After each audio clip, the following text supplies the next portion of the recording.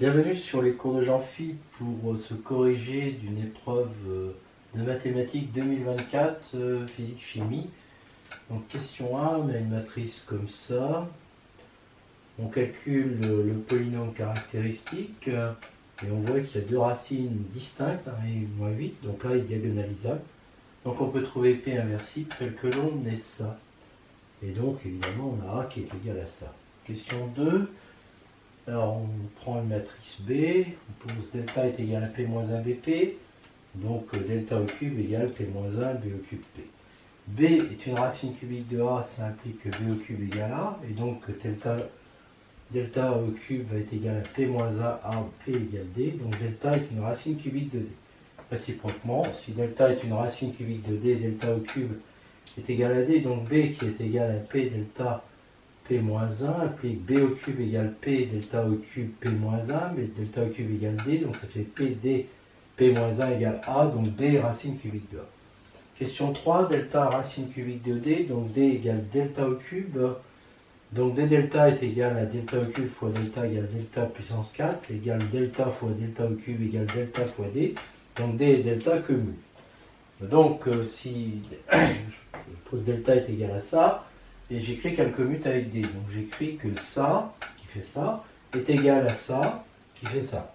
Et donc j'en déduis tout de suite que B doit être égal à moins 8B, donc que B égale 0, et que, de même que C égale 0. Et donc delta est une matrice diagonale. Voilà. Question 4, delta racine cubique de D, donc diagonale, donc comme ça. Au cube, ça fait ça, il faut que ça fasse 1 moins 8. Donc A égale 1 et D égale moins 8. Alors donc delta, c'est la seule racine cubique de D. Donc B forcément qui est P delta P moins 1 va être la seule racine cubique de A parce que on a l'équivalence précédente, B racine cubique de A équivaut à delta racine cubique de D. L'ensemble des racines cubiques de A est donc égal à ça. En 2, petit 5, bon, c'est une rotation, une racine cubique de M, c'est donc la rotation d'angle θ sur 3, parce qu'on sait que quand on compose 3 fois, ça fait la rotation d'angle delta. Question 7, on a une matrice orthogonale de déterminant moins 1, donc de cette forme, hein, et n au carré est égal à 2, donc c'est une symétrie axiale, mais je m'en fiche en fait.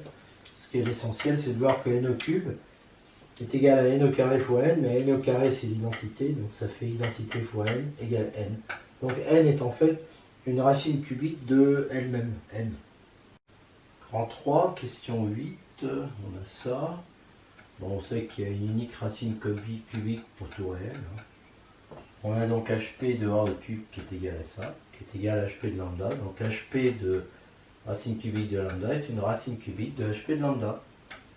Question 9, il existe P inversible de diagonale, tel que l'on a ça, on ordonne les lambda, et on prend delta égale ça. Delta au cube va être égal à ça, qui est égal à D. Et B, je prends B égale P delta P moins 1, comme dans la question quand on était en dimension 2. B au cube va être égal à ça, est égal à A. Donc B est une racine cubique de A. Question 10. Les lambda K sont différents parce que A est inversible. Hein. Ils sont différents de 0. Donc. Question 11.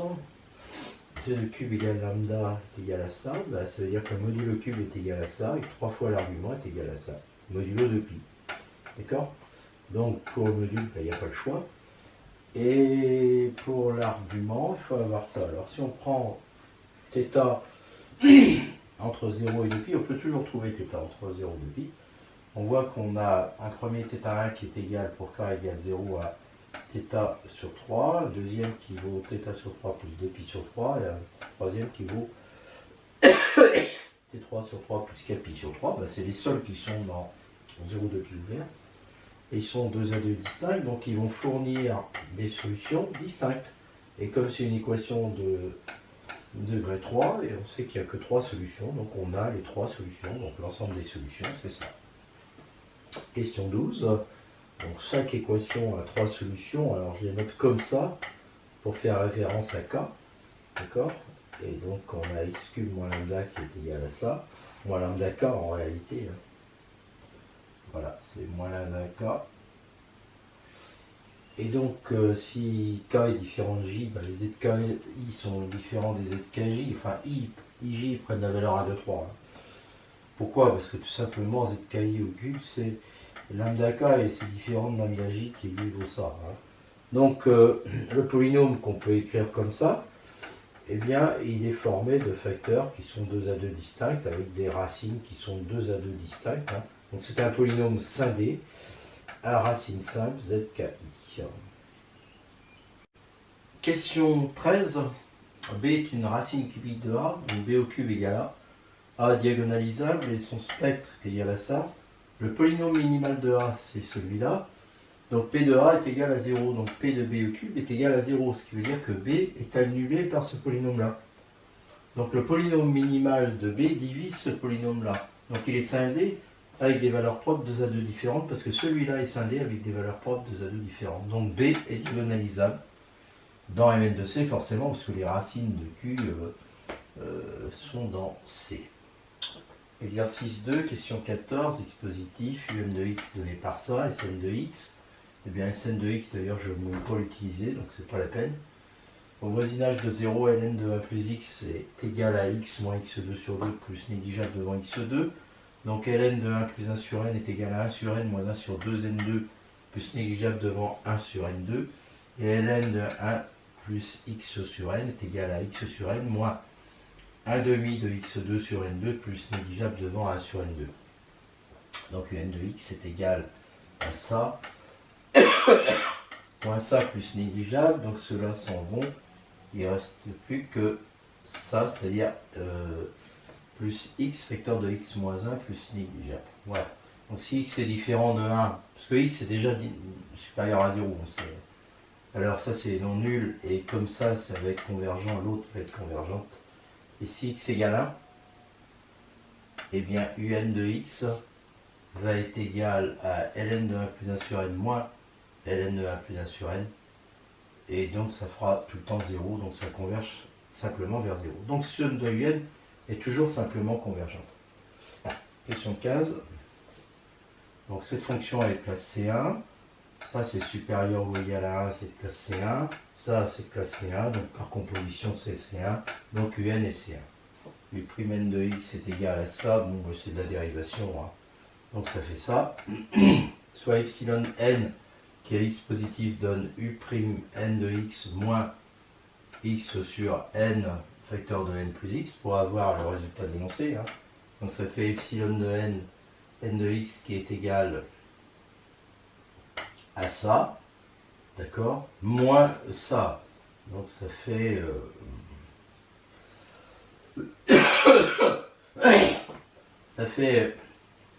ça fait qu'ici je multiplie par n, donc ça fait moins n moins x, donc moins n plus x sur n plus x, donc ça fait ça.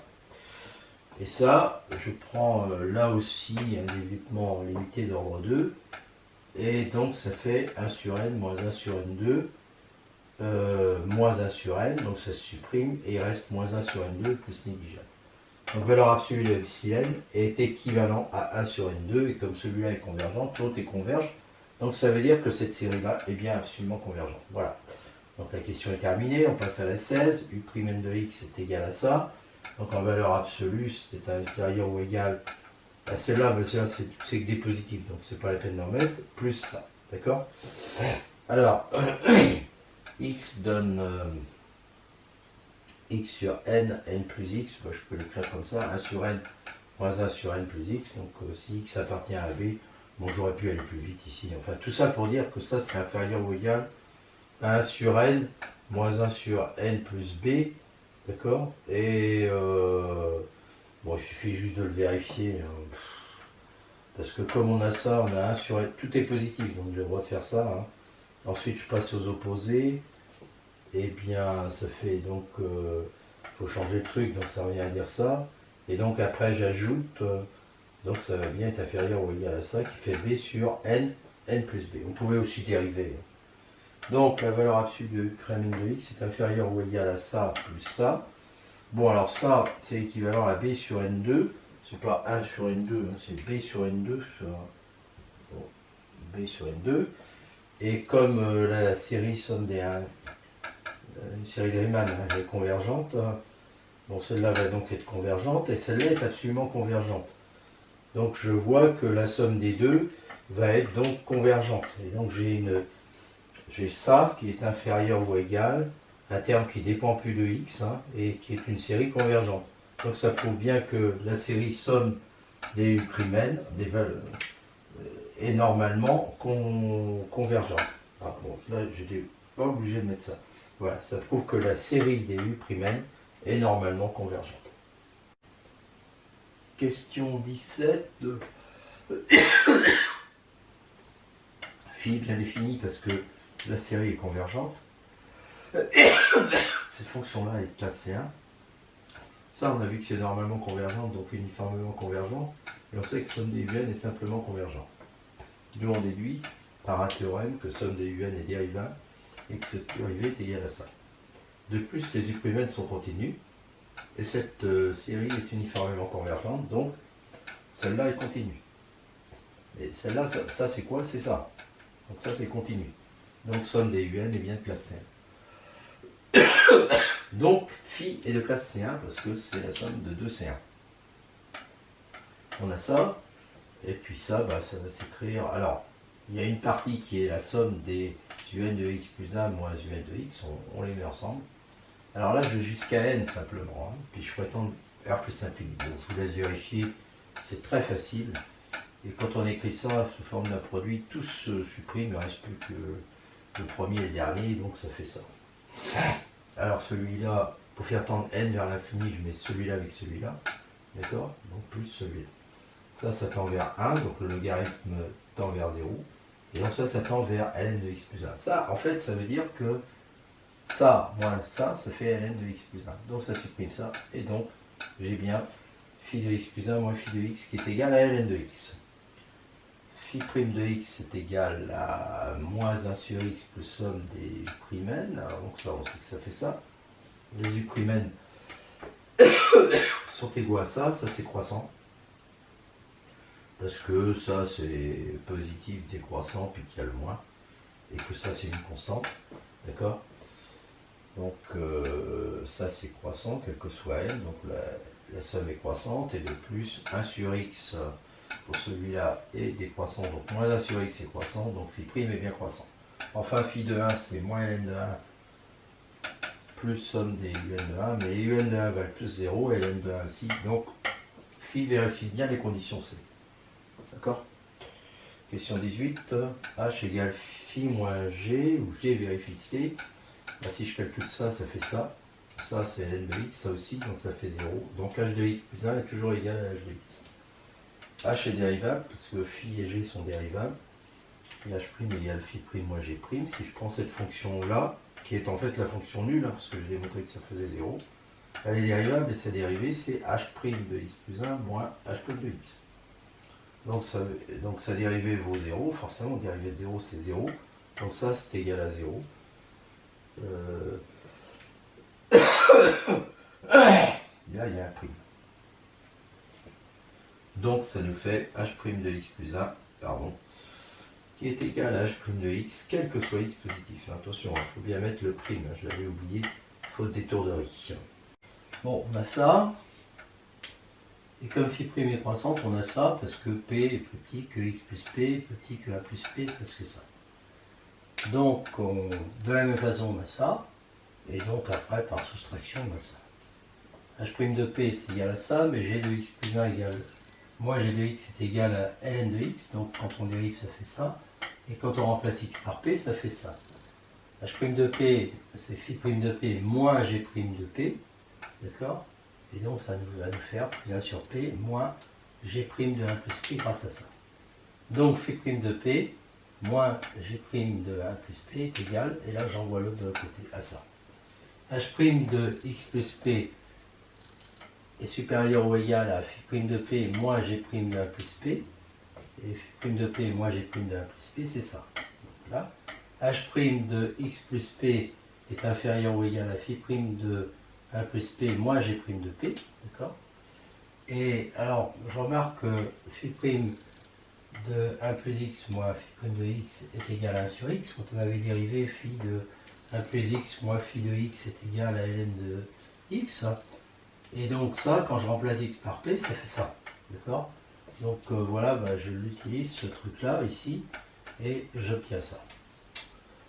Et donc, de ces deux trucs-là, je vois que h' de x plus p, il est plus grand que ça, il est plus petit que ça, et donc j'ai bien ça. Question 20, h de x plus 1 est égal à h de x, et puis ça, donc en fait 1 est une période. Donc on a h' de x plus p égale h' de x, et h' p égale h' de 1, quel que soit x, quel que soit p. Donc h' de x moins, alors j'utilise le résultat ici, ça c'est pareil que h' de x, ça c'est pareil que h' de 1, donc c'est inférieur à ça. Quel que soit p, je peux prendre p vers plus l'infini, d'accord? Et j'obtiens que ça est égal à 0, puisque 1 sur p tend vers 0. Et donc j'obtiens ça. Et donc h' de x est égal à h' de 1, donc h' est constant, puisque c'est quel que soit x. Donc h' est une constante alpha, donc h de x doit être égal à alpha x plus bêta, et comme h de x plus 1 doit être égal à h de x, ça implique que alpha x plus alpha plus bêta égale alpha x plus bêta, donc alpha égale 0, donc h de x est égal à bêta.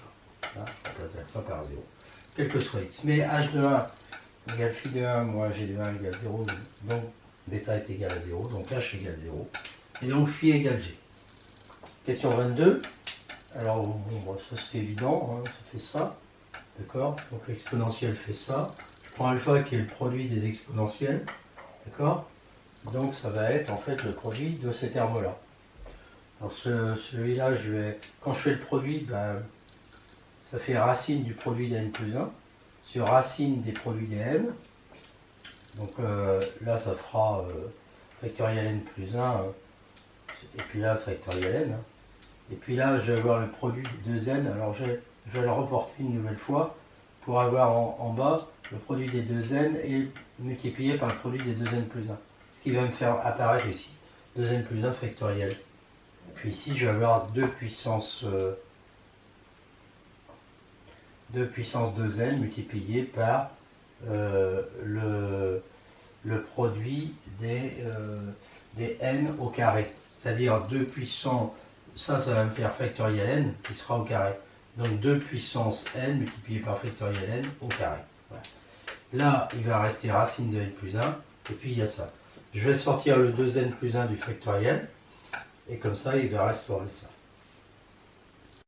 Question 23, psi de x est égal à ça, psi de 1 va donc être égal à ça, phi de x est égal à ça, donc phi de 1,5 est égal à ça, exponentielle de la somme des un, c'est égal à ça. D'après la formule de Stirling, on a ça. Donc en remplaçant n par 2n, on a ça. Et en mettant ça au carré, ça nous fait ça. Donc 2 puissance 2n sur de celle-là, on déduit que 2 puissance 2n factoriel n au carré est équivalent à 2 pi n, n à la puissance 2n. Donc si je fais ça sur ça, et ça va être équivalent à ça divisé par ça, d'accord? Ce qui nous fait racine de pi n. Donc là-dedans, ici, l'exponentielle est équivalente à ça, d'accord? Elle est équivalente à ça parce que ce truc-là, c'est équivalent à racine de pi n. Voilà. Donc ça peut s'écrire comme ça, et je vois que ça tend vers racine de pi sur 2. Donc ça veut dire que cette série, elle converge vers ln de racine de pi sur 2. Psi de 1, c'est phi de 1,5 moins ln de pi sur 2. Donc ça fait ln de 2 plus ça moins ln de pi sur 2.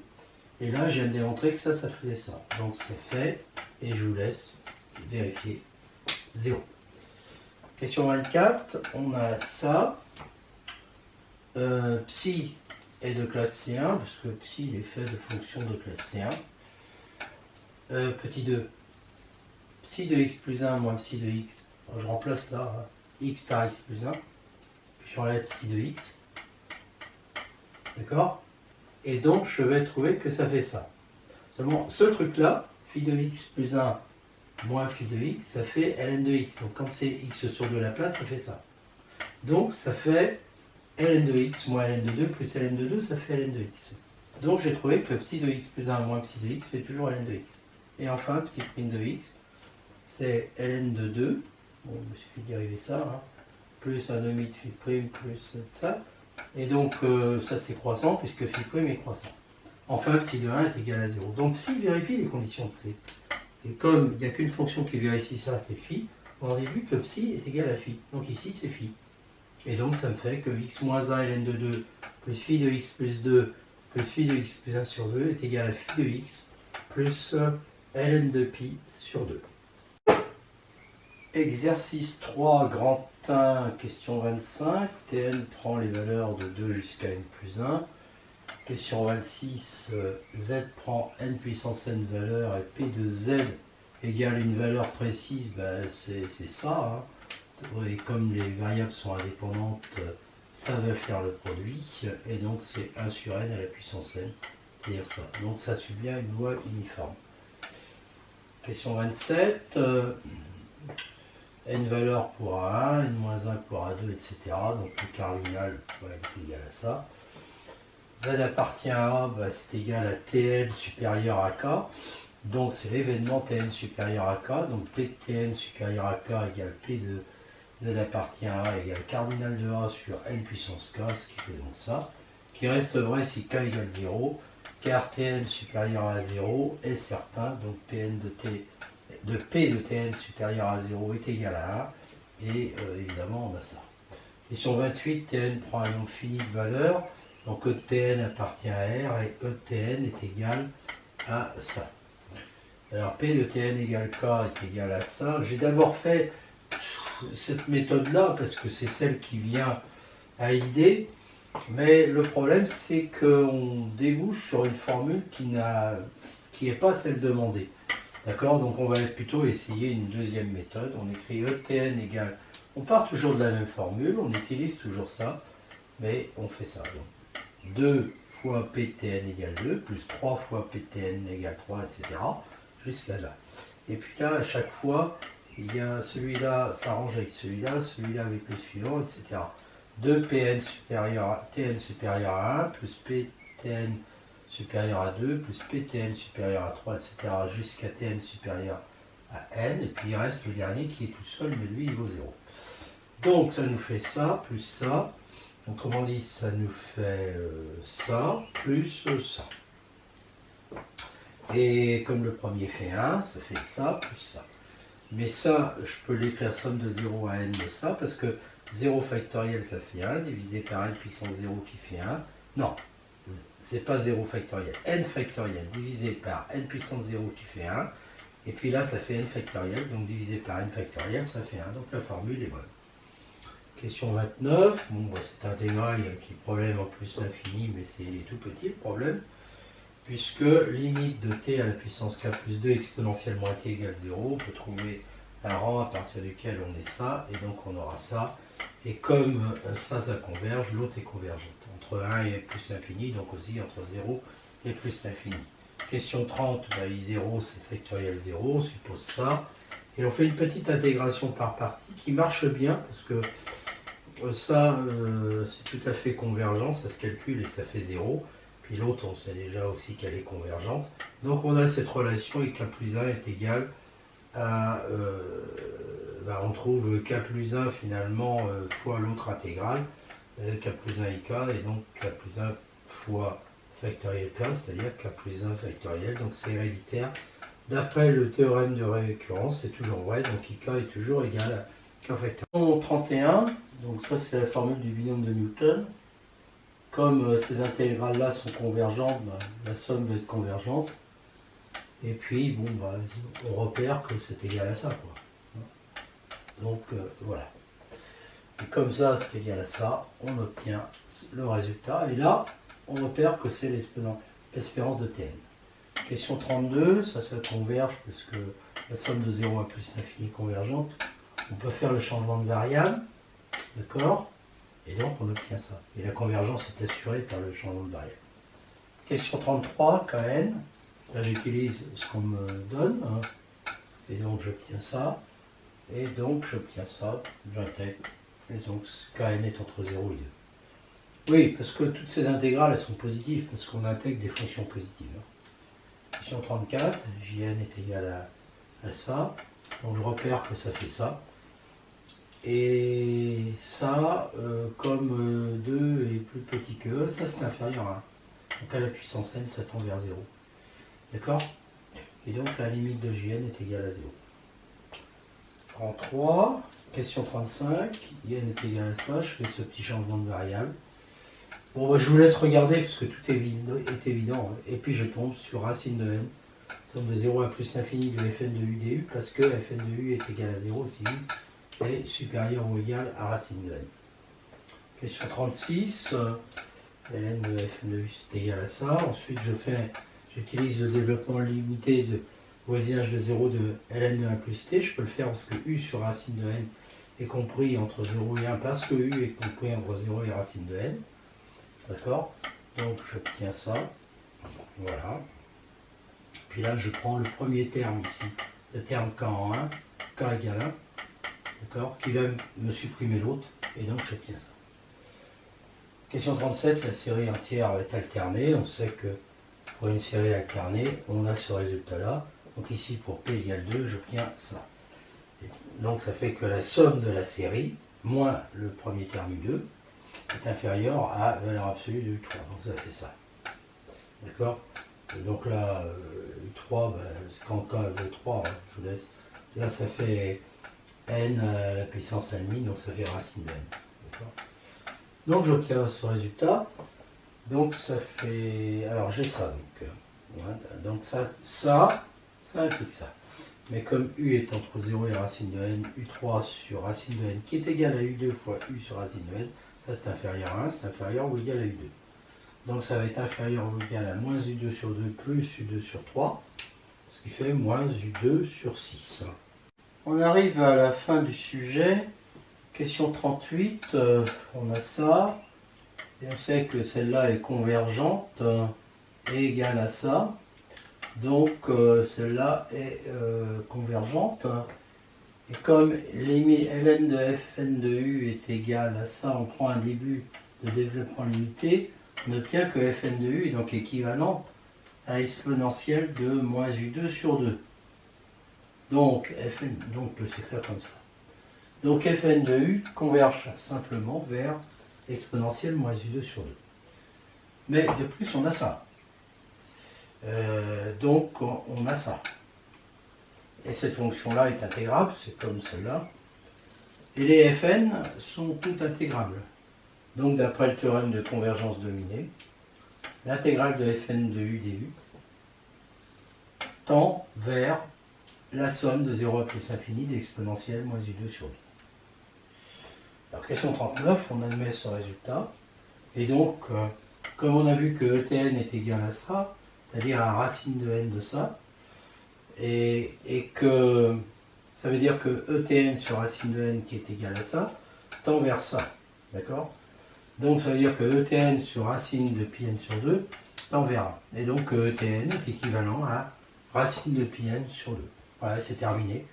C'est un sujet long et assez difficile.